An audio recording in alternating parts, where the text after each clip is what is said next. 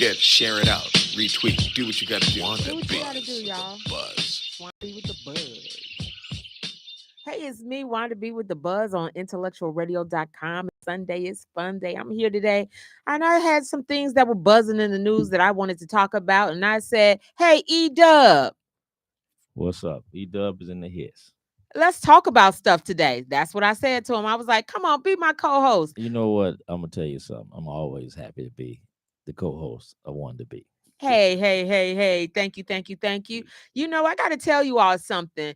E-Dub is hard to get. So when I get him on my show, I'm always extremely happy and jealous when he's on other people's shows because he's very hard to get. He's in Why would you be demand. jealous because I'm on somebody Because else's you show? hard to get. Come on now. When you went after something, you trying to get at you as a co-host, and I see you co-hosting real easily with other shows. I'm like, oh, you better do it for me. And you tell me no all the time. That's why he tells me no, y'all. When I tell him to come and buzz on the buzz. I'm the man behind the scenes. I push the knobs. So if y'all know E-Dub out there of IntellectualRadio.com, let me give you some history and background to this. E-Dub is the founder, the creator. He created this whole platform of IntellectualRadio.com. It was a mere thought that he turned into something that's been around 15 years, you guys, 15 years that I am happy to say I've been a part of it for half of its existence. Very excited to be here and proud of all the shows we have here at intellectualradio.com. And he's a hot commodity, one, because he's the founder and creator, and he makes himself real elusive. He is the man behind the scenes. So when you hear all these fabulous shows, usually E-Dub is in there. Say it, Earl. E-Dub is in the his. He's in the whatever that word is. He is. And I don't spend a whole lot of time in the his, just so you know. He don't spend a whole lot of time in the his, but when he's here for most of all these shows, here in the background, making it do what it do. They wouldn't be here if it wasn't for him. And me too, when I talk about wanted to be with the buzz, would not be here if it wasn't for the incredible Earl, the other Winfrey. Well, we're so happy to have you here, One to Be. Always A pleasure. Oh, well, thank you. It's hard to get thank yous around here. So I take it. I will take it, accept it. And I'm happy to be here, guys. I had a giant health scare. I was almost not around to be here. So I'm excited to be here. I'm excited to be appreciated. I'm excited to bring the buzz today. It's some things in the news that I thought I wanted to talk about. So I'm going to get started with it. So earlier, a boy 14 had shot two teachers and two students at a rural town in Georgia. It's about 50 miles northeast of Atlanta. And he brought an AR platform style weapon to school and shot people at the school. And this is a rarity that they also charged his father. I'm not saying this hasn't happened, but it's a rarity that they charge the parents when the children do these kind of things. And I looked up, and the child had been bullied in school. He had suffered through his parents' divorce. And so there are things that gave the parents some inkling that this child had issues, yet the father purchased a gun for his son. And I have children, and I have some children that have done some things. They ain't done anything similar to this, nothing to hurt anyone. But it made me think, would I want to be charged for the crimes of my children? And I was thinking, I don't know about that. I know I raised you right, but can you always guarantee that they gonna go on the right path? Well, you know what? I think it all depends on how much you were involved in that child committing that crime.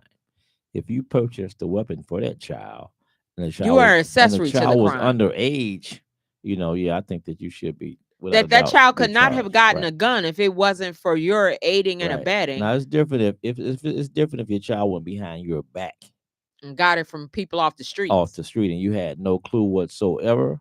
But whoever purchased the gun for that 14-year-old, whoever it is, should be held responsible. I don't care who it is. I like that thought process. Whoever that it is, they should whoever it right, is whoever it that is, puts a gun in the of a gun in the 14-year-old, right, hand of a 14-year-old who But doesn't have to wear, AK-47, yeah, AK style weapon, yes, you should be held responsible without a doubt. and you don't have the brain capacity at that age to make adult decisions, really, that you not really, you just don't.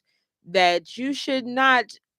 Why would you give a child a weapon like that? That so many gifts to get in the world that you don't need to protect yourself like that.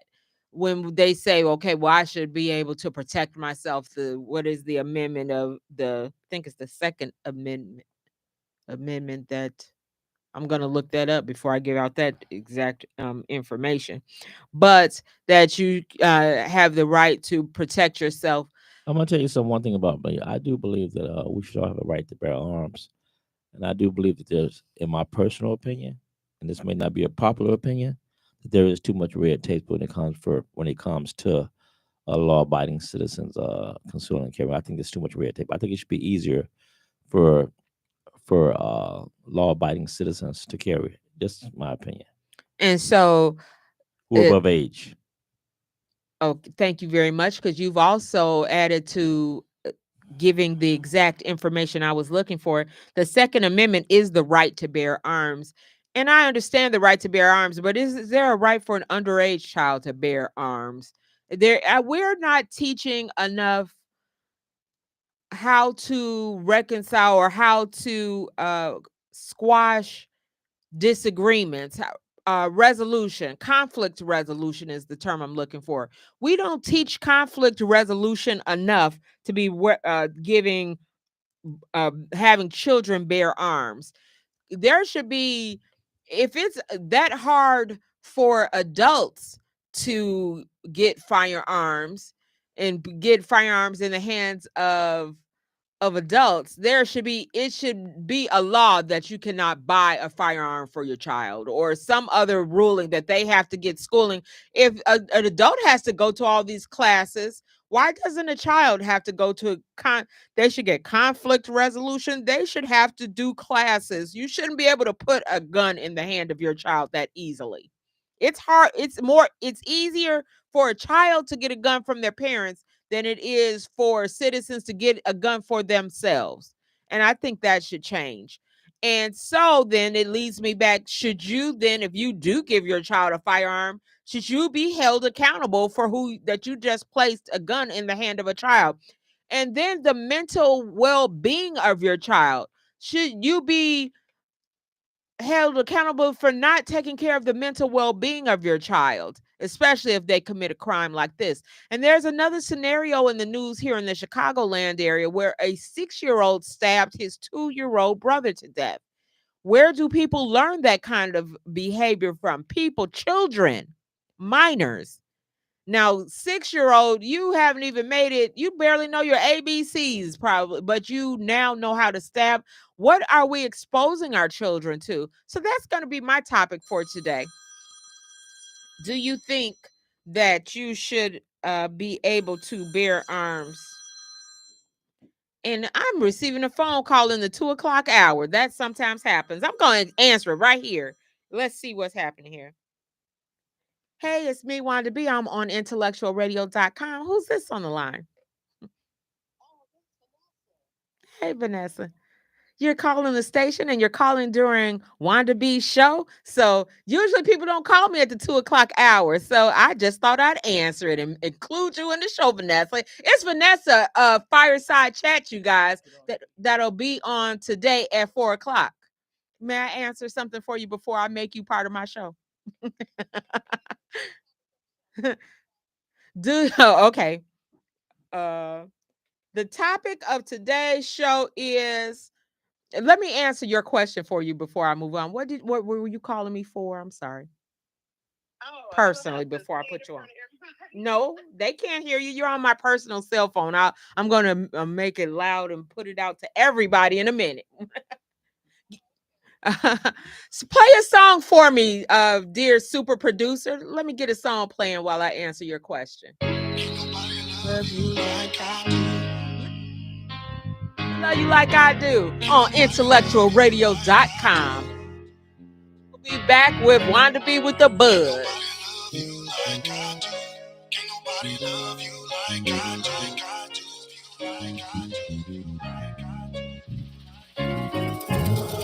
When I first met you, your eyes, they were ablaze. You saw straight through my heart and my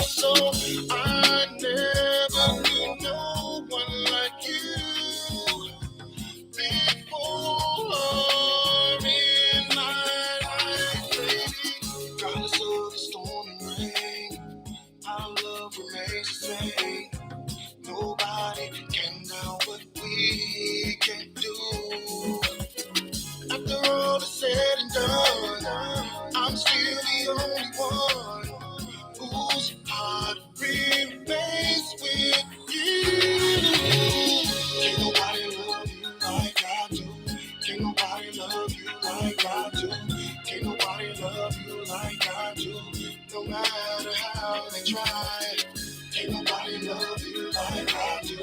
Can't nobody love you like I do. Can't nobody love you like I do. No matter how they try.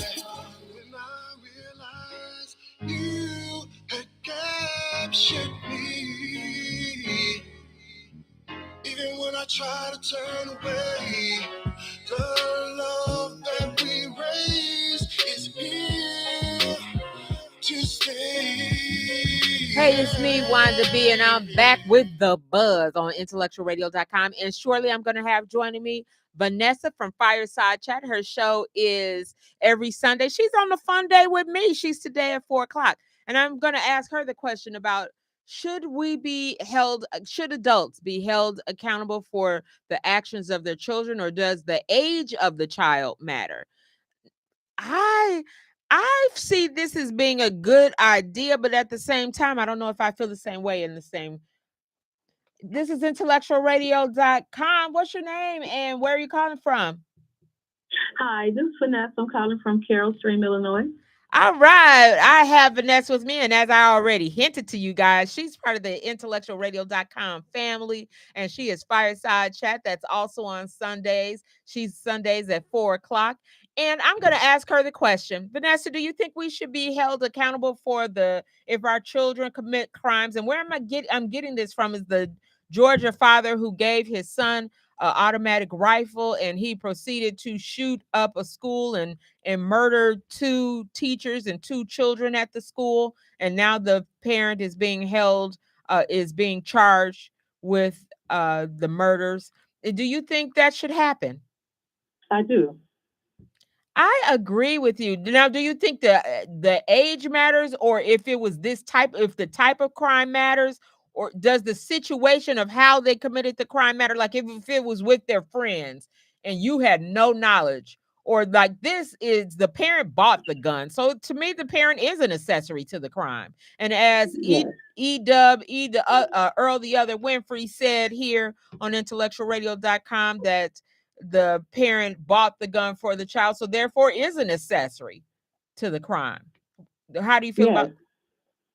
I agree. Yes, I feel like as a parent, you go and get your 14-year-old a gun, and we know that guns are for protection, and so most of the time that's what we purchase guns for. So even if he said he had an issue and that provoked him to go get a gun, that was inappropriate. His age, he's underage to have a gun.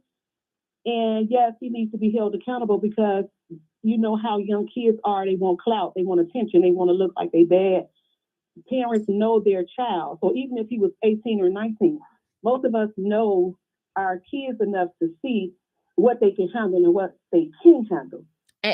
Absolutely. I agree. I also think that if you know your child is having issues at school, because it has been said that the child was bullied and he was upset with his parents' divorce, that you should, if you're going to give guns, give mental why give mental health, work on his mentality, that he may not be adult enough to know that, because having a gun in your possession gives you some form of courage or a heightened sense of, like you said, protection. So it makes you a little bit more aggressive that I can handle any situation. I got a gun in my pocket, and you're putting this child. Sense of empowerment. Yes. Yes. And so yeah, I believe that the man was wrong for doing that, and cost people their lives. He should be held accountable because he didn't consider, what if he had turned that gun on himself?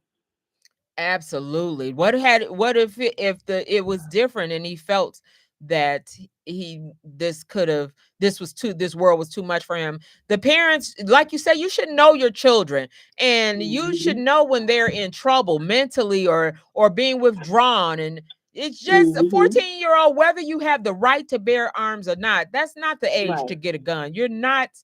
If they say that a man isn't fully at age to be a man till at least 25. That's a study, that's a proven study that you should not give a gun to a child, especially one that is experiencing issues and you haven't dealt with those issues. So yes, you should be charged. But then I started to think, now what if your child does something, I was gonna say stupid, I don't know if that's the word I want to use, but something, a crime, one of those things where you go, what were you thinking? And it's a lesser crime. Let's say they take a candy bar out of a store, and you've actually taught them not to steal. So it is that they are doing something that they have been taught at home not to do. Do you still feel that you should take the crime if the child does it?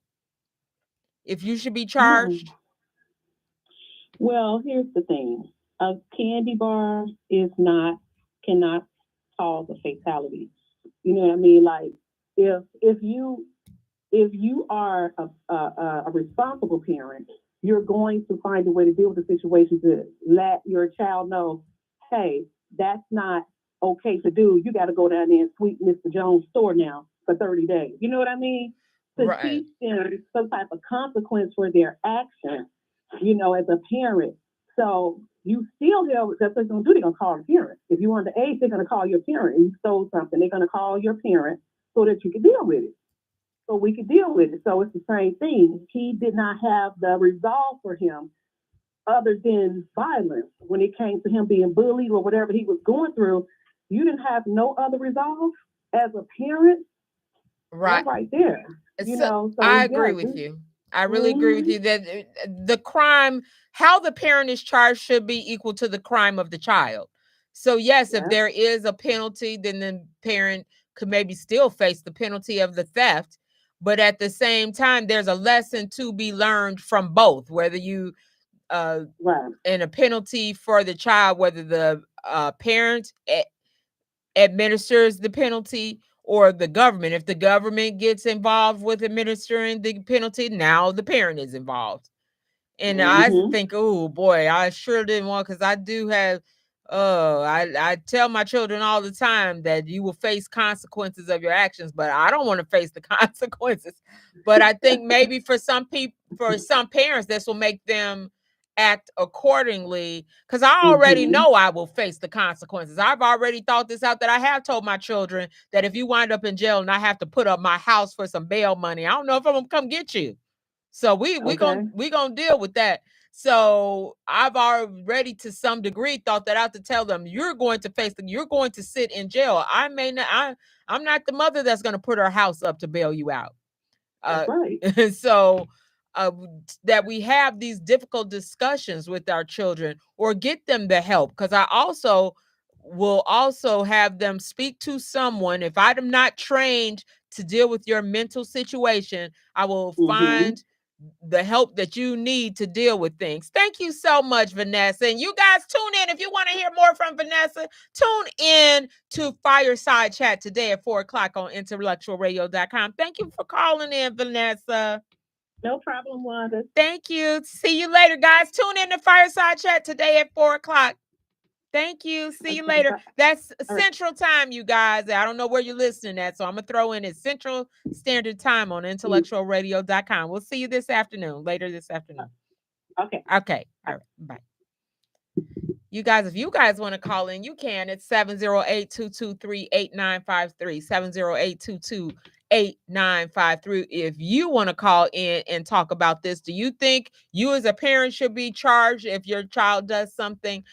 I didn't quite believe yes. I did when it comes down to a gun. But lesser crimes, I was thinking no, because I definitely have put in the work for you to do the right thing. But now I'm starting to think yes. I love when I have my own show and my co-host help change my mind as to my answer to something. So thank you, Earl the other Winfrey. Are you still there? I'm still here. Guys, I'm telling you, he's usually in the background of all these shows, whether he's quiet or not, he's there.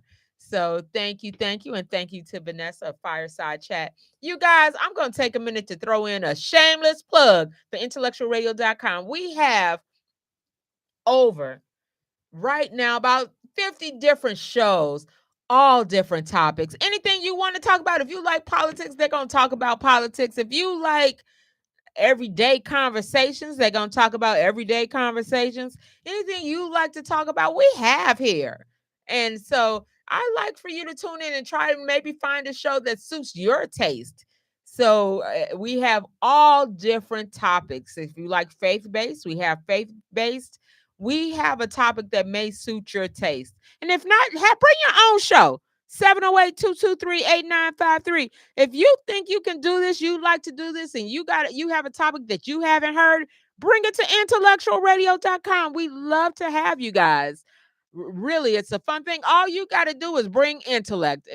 Intellectual show, bring it here. We love to have you again. It's 708-223-8953. You can ask for Earl the Other Winfrey, or just call that number and say what you like, and we'll take care of you here.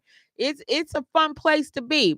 It's, like I said, a variety of topics, and everybody here brings their own content. The content is not, or the thoughts of anything, maybe of IntellectualRadio.com. IntellectualRadio.com doesn't have its own thought process whatsoever. We're an entity for other people to bring their content and express it. And today, what I'm expressing is, do you think you should be held liable for what your child does? And I also want to talk about this 6-year-old here in the Illinois area stabbed his 2-year-old brother to death. And I was like, where did you get that? And people said maybe video games. Where would he get the idea to stab his brother to death? Video games. Then I was thinking maybe music, or maybe violence he's seen just on a TV show. I know once I was listening to a show here, and a mother was talking about how her daughter had watched the Jeffrey Dahmer killings. And I thought that's something I would never have my children watch. And she was telling the dialogue she had with her child about talking about Jeffrey Dahmer eating his victims. And I thought, my goodness, why does she have her child watching this? So do we let our children, is that yet another crime to our children, maybe, of letting them watch TV? Earl, wake up. Earl the Other Winfrey, who's way out there on the other side here in the room, come back into the, What was the come question? with the Sorry, buzz. I was deep into something else. What's up? Guys, he multitasks when he here. He really is a jack of all trades when he's in this building. He does everything, y'all. We were talking the other day about all the things he does. I'll get back to the question, but I do want to bring up that you really are the man behind the scenes. He is the man that makes everything happen here at intellectualradio.com. So my next question is, do you think what we expose our children to, violence on video games, music, TV shows, can maybe make them act out on the things that they see? Can that play a part? I've had several guests here who've made it clear that what you take in comes out. Very simple. So what you take in comes out, be it violence, be it something intellectual, it usually comes out. And so, yes, you have to be careful what you expose your kids to. Yes. I totally agree. So I think that too can play a part, and we need to take better care. Put the iPads down. YouTube. Yes, we've all been guilty. I've been guilty of finding a video and putting the iPad in front of my granddaughter and saying, here, watch this while I run and do this. And I go and put something in the oven, and we have to be mindful of what our children are watching. Now, I'll make sure it's ABCs, but I found that one time she wanted to watch Barbie. And as I watched the conversation of the Barbie, I decided to watch what I had just put in front of my granddaughter.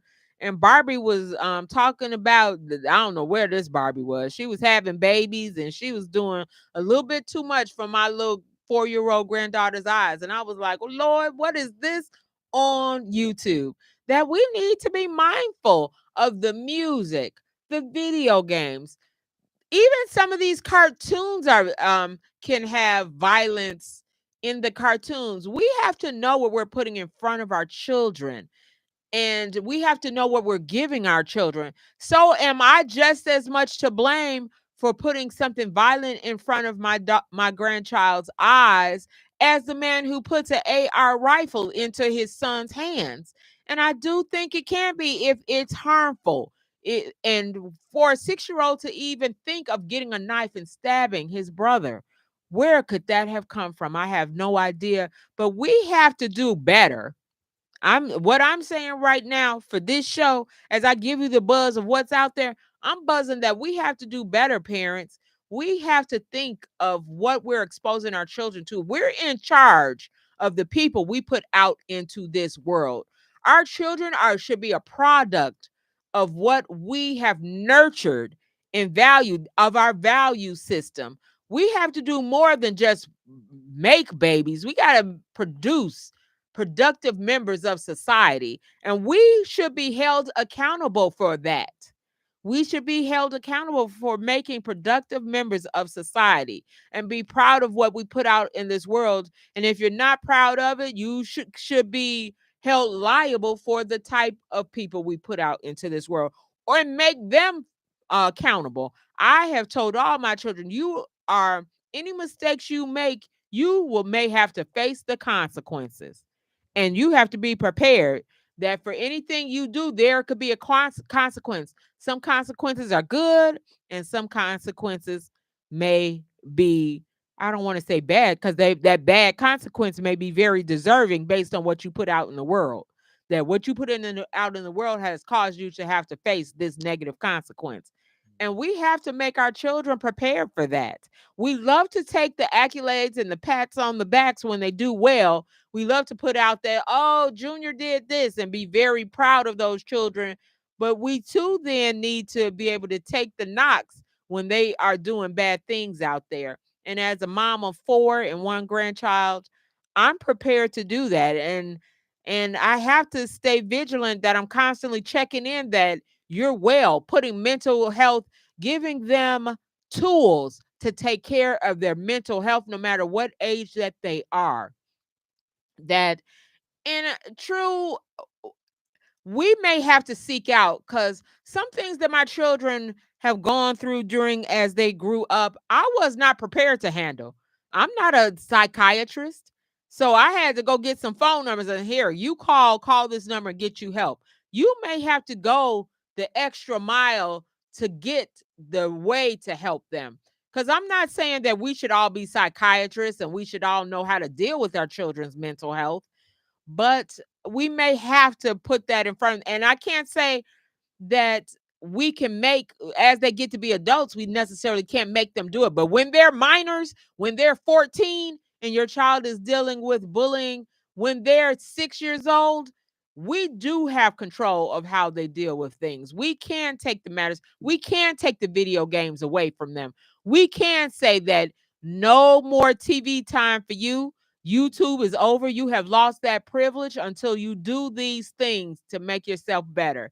We have control over that, and we must be accountable for our children. We have to be.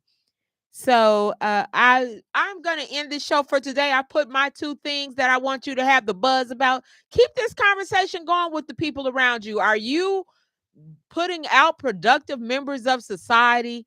And if by any chance they're falling wayward of what you've taught them, maybe it's time to reel them in and do a check on your children. Like you take your car and get checkups on your car and get the oil changed. Do that with your children. Check in with them and make sure that they're okay.